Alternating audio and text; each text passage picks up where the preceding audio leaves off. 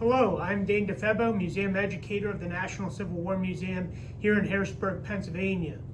I bring to you this snapshot for the month of October, sponsored by UPMC Central Pennsylvania and the UPMC Health Plan. October 20th marks the 156th anniversary of the hanging of the notorious Confederate guerrilla and vengeance murderer Champ Ferguson in Nashville, Tennessee. Ferguson was one of two Confederates to be tried, convicted, and executed for war crimes committed during the Civil War at the war's end. The other was the infamous Commandant of Andersonville Prison, Captain Henry Wirz. After disbanding his force of partisan Rangers at war's end, Ferguson returned home to his farm to be arrested by Union troops, taken to Nashville, and tried by a military court for 53 counts of murder. Though some historians claim that Ferguson admitted to killing over 100 Union soldiers and pro-Union citizens himself, Ferguson justified his murders as acts of self-defense, often of a preemptive nature, as his own life and security felt threatened by many of these individuals. However, there's more to the story of Champ Ferguson and his murders. Many of Ferguson's victims were family and friends of family. Some were known to Champ before the war, and based on witness accounts of the murders, Champ may have been seeking revenge for the wrongdoings of a personal and also personal strife caused by changes in his life and position in society. Champ was born in Clinton County, Kentucky, near the Tennessee border, and was the oldest of 10 children. His family became divided because of the Civil War, and some members of his own family were Unionists, including a brother who was killed as a member of the 1st Kentucky Union Cavalry. In his 30s, he moved with his wife and children to White County in East Tennessee, a mountainous region where inhabitants displayed divided loyalties during the war.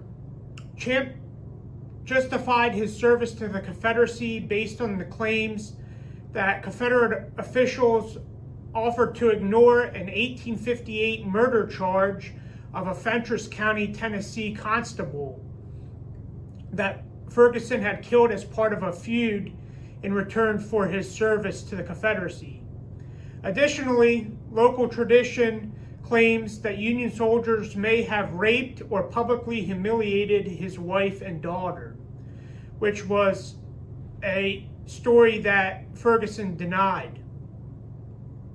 Nonetheless, Ferguson organized a unit to attack Unionists in the Cumberland Plateau region, and he and his men committed some sadistic murders and robberies under the guise of guerrilla warfare.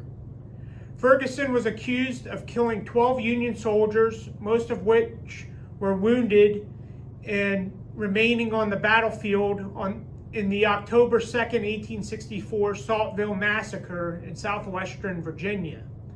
Ferguson then attacked and killed 5 to 7 African American Union soldiers and a white Union lieutenant who were among the wounded in a hospital at the nearby Emory and Henry College.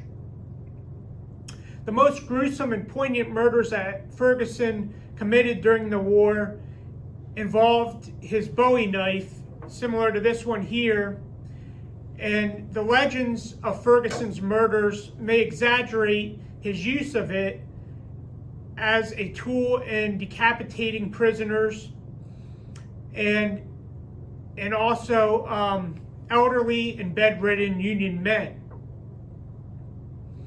Ferguson would next resort to his sadistic impulses, in which he would often roll the heads of these victims or also kick the heads of these victims around. Sometimes he would roll the heads of these victims down a hillside. One individual who was mutilated by Ferguson's Bowie knife was a 16-year-old named Fount Zachary, who was carrying a shotgun in Fentress County, Tennessee, in an area where he probably shouldn't have had the said weapon. Ferguson shot him and then attacked him with his Bowie knife. A few weeks later, Ferguson killed Fount Zachary's grandfather, James, after chasing him through the family's orchard. 2 other Zacharys were killed on New Year's night in 1863 by Ferguson in an attempt to rid him of his fiercest enemies, Union guerrilla hunters. Champ Ferguson's trial was the trial of the summer of 1865, and it was reported by newspapers in New York City. At the end, Champ Ferguson was hanged and buried in a cemetery in White County, Tennessee, at his own request.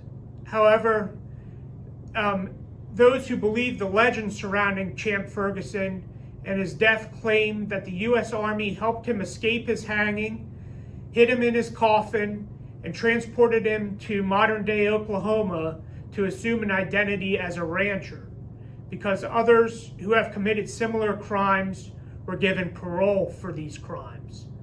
Though unlikely, the gruesome and terrifying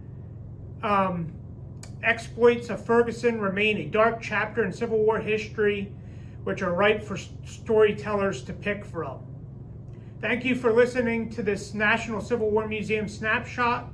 Please like and subscribe to others on the museum's YouTube channel where you can view similar videos. Thank you.